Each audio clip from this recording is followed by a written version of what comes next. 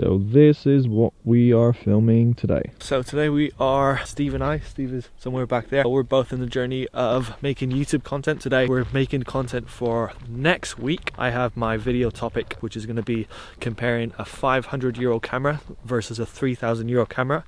Whoa. And today we're shooting all the B-roll content for that video, and we're out here in this lake. It's called Embassament de Cuber. Should we try go over there to the sun here? I think we still have a long time till the sun peeks through. Yeah, it's casting nice shadows on here, isn't it? At the minute the sun is over here, so we've still got time.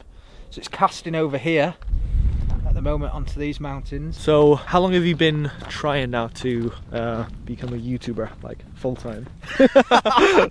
We were having this conversation in the car, weren't we, on the way up? For me, it's more like just enjoying it, trying to make some content, going out, taking photos and see where we go. But you know, obviously the thought of being able to do it full time is nice, because you get to shoot what you want to shoot all the time rather than having to shoot for client. If you're happy making the content and you're enjoying making the content, then just look at it for years rather than trying to chase it for tomorrow. Exactly. It's cold here. It's a lot colder. Cold. My hands are freezing. Yeah, I was holding up the camera just like, oh! Some thoughts were crossing my mind whether this format might be affecting the algorithm, because maybe YouTube is ultimately trying to find who watches my content. This might just be me overthinking it. Okay, well the polarizer is much needed here. Okay, you guys ready?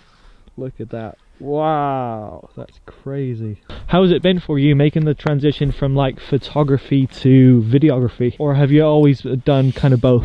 No, I started off with photography. For me, I move around a scene a lot anyway for a photo and try and find different angles, but trying to make even smooth moves or trying to think about something with a transition or motion blur or whatever it may be, they're the things that take reps. Yeah, take time. Yeah.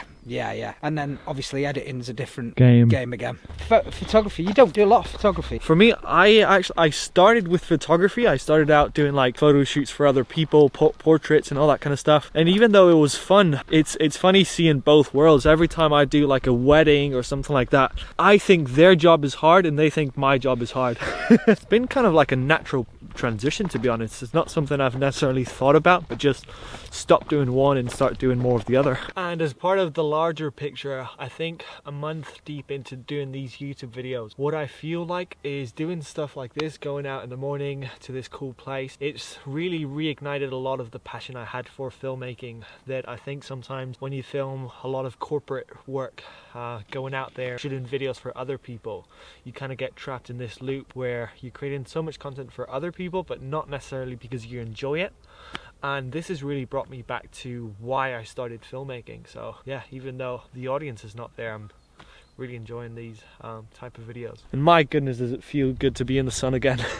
Today I'm filming the content that is going to be going out on Tuesday, and the topic of the video is comparing a €500 camera versus a €3,000 camera. The reason I decided to go for this topic is because I think there's a lot of people that buy these kind of cameras expecting those kind of results, and I really want to show the difference, that even though this is amazing, I really want to show there's a specific time for this camera and there's a specific time for this camera. So I think it's quite important, as I'm gaining more experience with YouTube, I'm starting to understand that videos do actually take longer than you expect. So sometimes I try to do a video in 2 days and 3 days, and I'm starting to learn that no, these topics sometimes take like a week, 2 weeks, 3 weeks to develop. So what do you think the final results will be after comparing a €500 camera versus a €3,000 camera?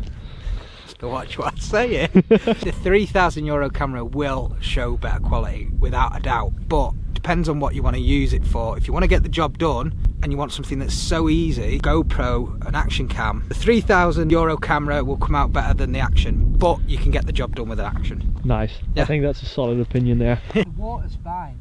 It's the subject being the house, which it's locked onto now, but the bit of wind is just moving